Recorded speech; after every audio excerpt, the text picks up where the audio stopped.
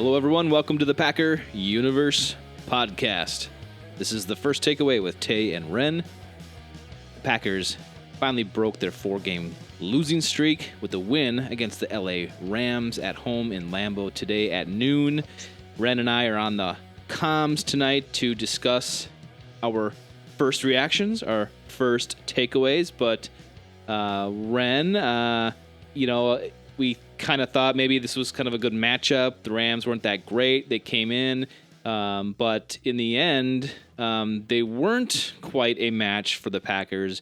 They were down Matt Stafford, and they had their backup in, which was nice for us. So this felt good. I feel good. It wasn't a perfect game by any means. They still had a lot of issues here and there, but this one felt a whole heck of a lot better than the last 4 that they put together. There's tons of room to improve, of course, but generally speaking, dang, it feels good to win. It feels good to look halfway decent for once. So, Ren, you got to go to the game. You were there watching it with your own eyes, watching Lambeau Field, right in front of you, watching the Packers play. What did it look like? How did it go? What was the vibe like? Man, I got so many questions, but how was this win for you? Say I did get to look on it with my own eyes, but yes. No, it was nice to be there. It was my first game of the Jordan Love era in Lambeau. That has nothing to do with training camp, preseason, etc. So got to take my youngest his first regular season game. So he wanted a dub pretty bad, and he got that. So I was pretty stoked. He was really enjoying himself, just being into the game. You could see him loosen up as the lead got bigger late in the game, but kind of similar things. First half, it seemed like both these teams, just kind of wanted to work between the 20s. Nothing real exciting. Obviously, the Packers do get their first half touchdown in 5+ weeks. In addition to that, as you mentioned, first dub day in, I think it's nearly 6 weeks when you throw the bye in there. So it certainly feels good to win. I'll say, like, watching it from the stands, the crowd was a little different. Obviously, I learned a lot of new people there. You could tell a lot of people are selling their tickets, especially in and around my area. There are two stalwarts there in front of me that always go. But other than that, I didn't recognize a whole lot of people in our section. But listen, the crowd got loud on defense. There were some really fun stops on 4th down. The run D was great all day. And I would say after the trade of Rasulte, the play of, they were without Rudy Ford going into the game, without, unfortunately, Quay Walker. You're down to Jonathan Owens, and the rook, Anthony Johnson Jr., gets his first pick. He's in starting mode back there as well. I thought the young D backfield really moved the ball pretty well. And listen, I know it was Brett Rippon, and it's not Matt Stafford, or as Tay would say, Matt Stafford. That's how you pronounce that one today. But hey, like Wayne was saying, as me and the little guy are listening to the post game on the drive back. Listen, backup quarterbacks win every week in this league, and you got to give it to the Packer D. They played very well today. Obviously, the Rams two heady receivers, the potential rookie of the year, and Puka, and then obviously Cooper Kupp out there. They can make plays, and they did have a few plays, but I really liked what I saw from the defense. Jaden Reed, man, he has one of these plays every game where he just nips on a full start, and you're like, come on, man, he's such a talented little player. But again, the penalties today, a lot of bad penalties. You saw that weird clock non-management with Matt LaFleur in the first half. Like, what's going on?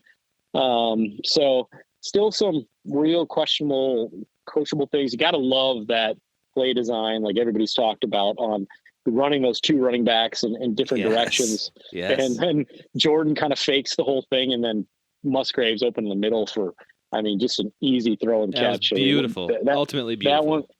That one was super cool. Obviously, Lucas gets his first Packer touchdown. We're like high-fiving. I didn't even see if he did a Lambeau leap. I hope he did. He did not. No, he did not. He did not. Nope. Man, it's your first one, Lucas. You got to go get that. So that's disappointing, but maybe there'll be more to come, hopefully. So, no, it was just nice being there. It was warm, but weird thing, nobody called for rain, Tay. And during, the first half, it starts drizzling for a little bit, and then it stops. There's a good, 25 minute time period. In the second half, it just like lightly drizzles Yeah. to even moderate rain for a little bit. I'm like, what is going on? It was supposed to be partly cloudy today, and we're getting rained on. Nobody around us, anybody, anywhere had rain gear. So it kind of took the crowd by surprise as well. Well, But even the hey, sidelines didn't either. They were in their salute to service sweatshirts, and they were soaked. You could tell from the on the TV screen. So no one on the sidelines was even protected by the rain either. No, I mean, but last thing I'll say about this, the Rams are bad at Lambeau too. I think we talked about it on the full episode last week, 5-13 all time at Lambeau, but they hadn't won since 06. They've been there 3 years in a row, which is kind of weird. As Wayne said, quirk of the schedule. The Rams always are coming out to Green Bay. But they are. I think it's sometimes like where you finish in your division, that kind of thing, that you always play one from the conference. Yeah. And it just seems to be that with the Rams. And I think one was a playoff game, but obviously Packers, listen, LaFleur owns McVay, but he can't beat Shanahan. You know, it's one of those weird things. So Yeah. the Niners always got our number, and we always have the Rams. But yeah, nice to share the moment with my young guy and get out of there with a W. You know, again, first time in a long time. Feels good to win. Good. Yeah, I'm glad I had a good time. That was definitely a good game for the fans to kind of bounce back and finally see a dub at home. And they played very, very well to they got 20 points to the 3. Defense, like you said, really held their own. They played well. Holding them to 3 is great. I mean, yeah, there were some times where, there's some penalties and there was some other stuff that moved the ball forward, but wow, 3 points. That's awesome. And, I think that's LaFleur's standard. If we hold them to under 20 points, we should win. And that's what they got. And they did win. But the defense came out and they were able to stop the Rams on their first drive. And that was kind of like a telling sign of what was to come. And then, even the offense looked a lot better. They had, using Jones right away. They were using AJ in conjunction with Jones really well. Yeah, saw the pony package out there, Tay, with both those guys in the field. About time. At least once, maybe a few times. But yeah, I was like, oh, look at that. But it was a defensive game for a long time. The offense didn't give up, though. They finally got down and were able to score in the second half, which was great to see. Valentine, he balled out. Dude was great filling in, for Rasul. I don't know if he was getting picked on necessarily, but he was there and he was making plays and he seemed to be all over the field. So that was awesome to see. So, maybe we're okay but again, we were playing Ripon. So it's like, well, I'm not really sure what kind of test that was. The defense seemed to be able to tee off on him, get some pressure, ruffle his feathers a bit, which helps obviously the defensive game, backfield game. And then, I think it was like third quarter, fourth quarter, they were getting pressure on Ripon enough to almost cause several interceptions, but they finally got that one, which was great. So you'd like to see that tick in the takeaway section. So that was awesome. So there were those peculiar fourth down penalties against the Packers.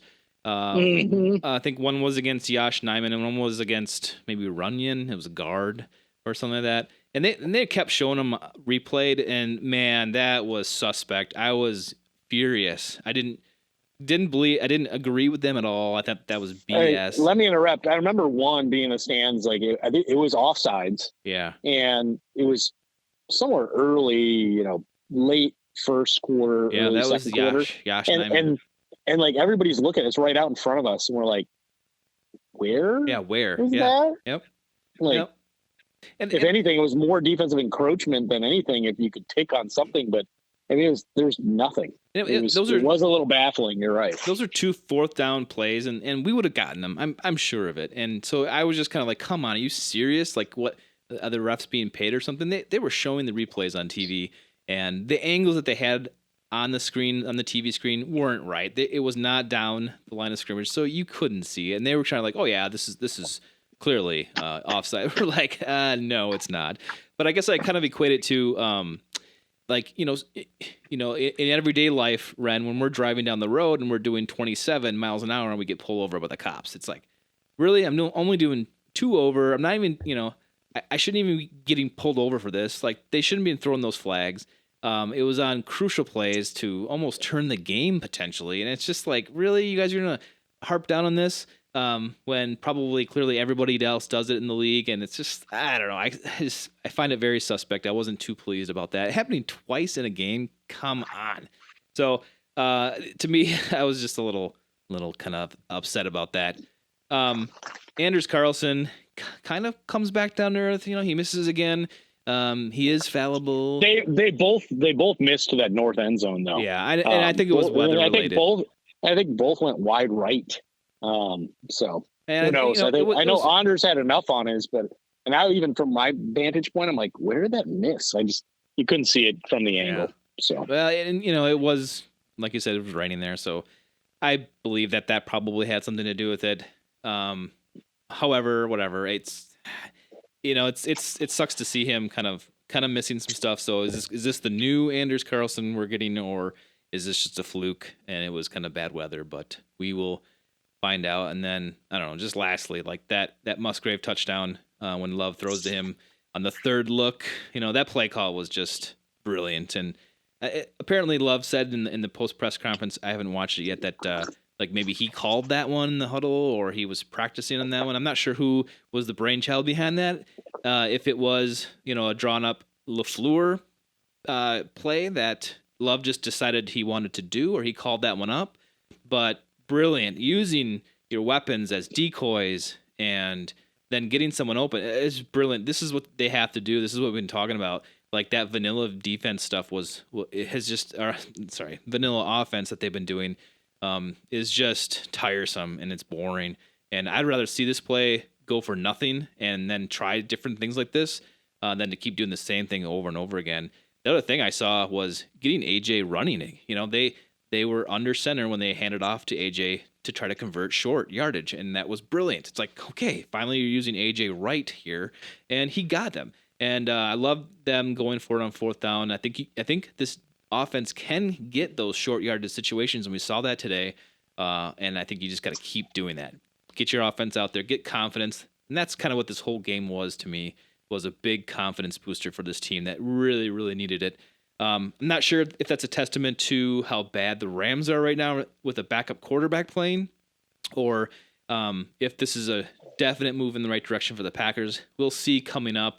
I mean, they don't have a super favorable schedule. I mean, it's Pittsburgh, the Chargers, and then we're, at Detroit for Thanksgiving. So we'll see, but it's just great to get a win. It feels nice. I'm sure everyone out there feels the same way. Yeah, it's not perfect, and they have a lot to work through, but at least we saw some signs of life, right, Ren?